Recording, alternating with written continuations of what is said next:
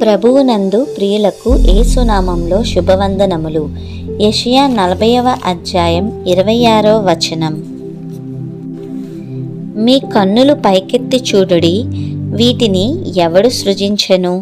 వీటి లెక్క చొప్పున వీటి సమూహములను బయలుదేరజేసి వీటన్నిటికీ నీ పేరులు పెట్టి పిలుచువాడే గదా.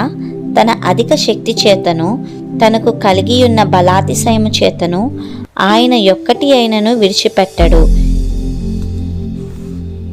కీర్తన 147వ అధ్యాయం 4వ వచనంలో ఈ విధంగా వ్రాయబడి ఉన్నది. రాత్రి వెలుగుకై చంద్ర నక్షత్రములను నియమించిన వాడును, నక్షత్రముల సంఖ్యను ఆయన నియమించియున్నాడు, వాటన్నింటికీ పేరులు పెట్టుచున్నాడు. దేవుని సృష్టిలో ఒక అద్భుతమైన సృష్టి నక్షత్రాలని చెప్పవచ్చు. మనకు వెలుగు ఇచ్చుటకై దేవుడు వాటిని చేసెను. అంతేకాదు, ఆదికాండం 1వ అధ్యాయం 14వ వచనంలో ఈ విధంగా వ్రాయబడి ఉన్నది. ఆకాశ విశాలమందు జ్యోతులు కలుగునుగాక అనియు, అవి సూచనలను, కాలమును, దిన సంవత్సరములను సూచించుటకై యుండునుగాక అనియు. రాత్రి నేలుటకు ఆయన చంద్రుని నక్షత్రములను చేసెను. 136వ కీర్తన 9వ అధ్యాయం. ఈ వచనాల ప్రకారము దేవుడు సంవత్సరాలను, కాలమును తెలుసుకున్నట్టుకు వాటిని వినియోగించమని చెప్పాను.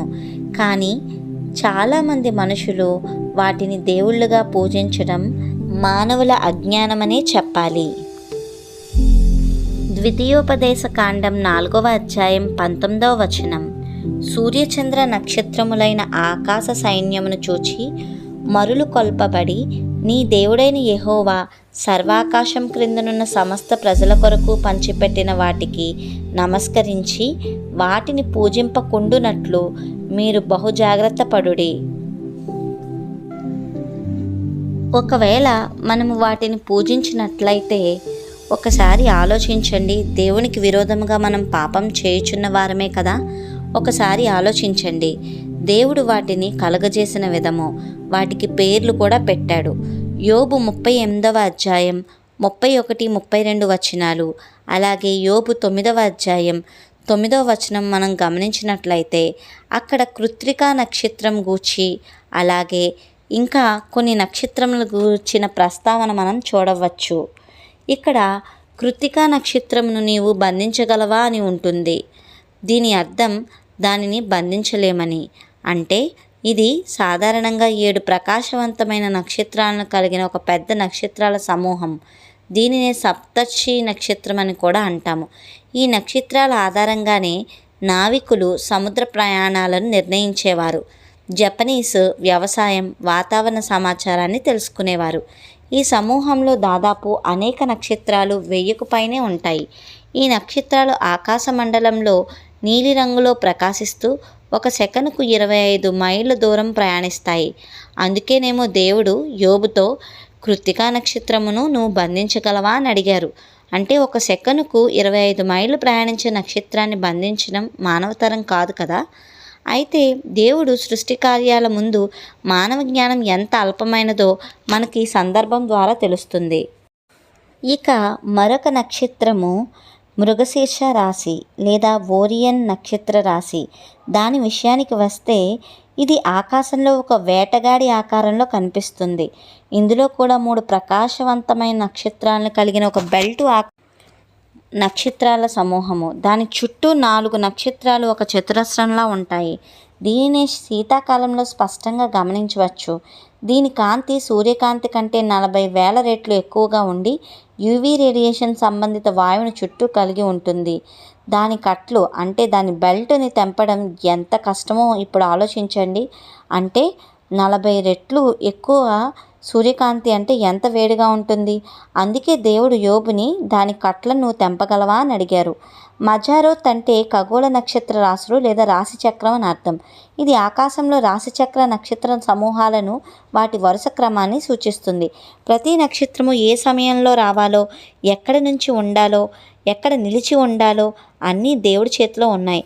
కీర్తన 148వ అధ్యాయం 6వ వచనాన్ని మనం గమనించినట్లయితే అక్కడ ఈ విధంగా వ్రాయబడి ఉన్నది. సూర్యచంద్రులారా ఆయనను స్తుతించుడి, కాంతిగల నక్షత్రములారా మీరందరూ ఆయనను స్తుతించుడి. ఆయన వాటిని నిత్య స్థాయువులుగా స్థిరపరిచి ఉన్నాడు. ఆయన వాటికి కట్టడ నియమించెను, ఏదియూ దానిని అతిక్రమింపదు. కీర్తన 148 ఉదయింపవద్దని ఆయన సూర్యునికి ఆజ్ఞాపింపగా అతడు ఉదయింపడు. అయితే ఈ యొక్క నక్షత్రాల ద్వారా మనం నేర్చుకోవాల్సిన పాఠం ఏమిటంటే, ఎంత గొప్ప దేవుడు మన దేవుడు.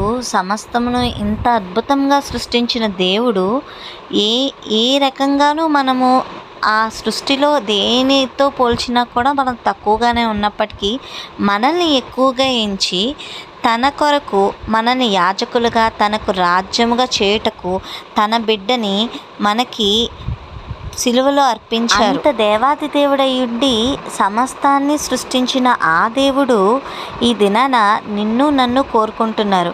నీ హృదయాన్ని నా హృదయాన్ని ఆయనకి ఇమ్మని అడుగుచున్నారు. మన ఇంటి తలుపు దగ్గర, హృదయపు తలుపు దగ్గర నిలబడి మనం ఎప్పుడు తలుపు తెరిస్తే లోపలికి వద్దామా అని వేచి చూస్తున్నారు.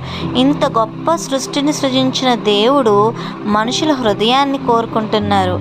ఆయన బిడ్డలుగా చేసుకోవడానికి మనల్ని ఇష్టపడుతున్నారు. చూడండి ఆయన ఎంత గొప్ప దేవుడో ఒకసారి ఆలోచించండి. చూడండి, సమస్త సృష్టి కూడా ఆయన మాట వింటుంది. ఆయన చెప్పినట్టుగా ఎక్కడ ఉండమంటే అక్కడ ఉంటుంది. అటువంటి అద్వితీయ దేవుడు మానవులను ప్రేమించడం ఎంత గొప్ప విషయం.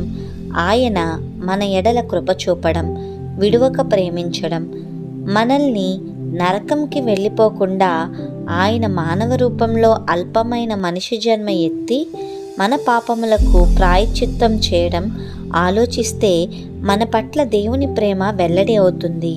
సృష్టిలో ఏ జీవికి లేని ధన్యత దేవుడు మనకు ఇచ్చెను. ఆయన కుమారులుగా కుమార్తెలుగా పిలువబడుటకు మనకు అర్హత దయచేసి ఉన్నారు. ఏమి ఇచ్చి ఆయన రుణం తీర్చుకోగలం? ఆయన వాక్యానుసారంగా నడుచుకోవడం వల్లనే కదా. ఆయన యందు విశ్వాసం వలనే మనం నీతిమంతులుగా తీర్చబడుటకు కారణం.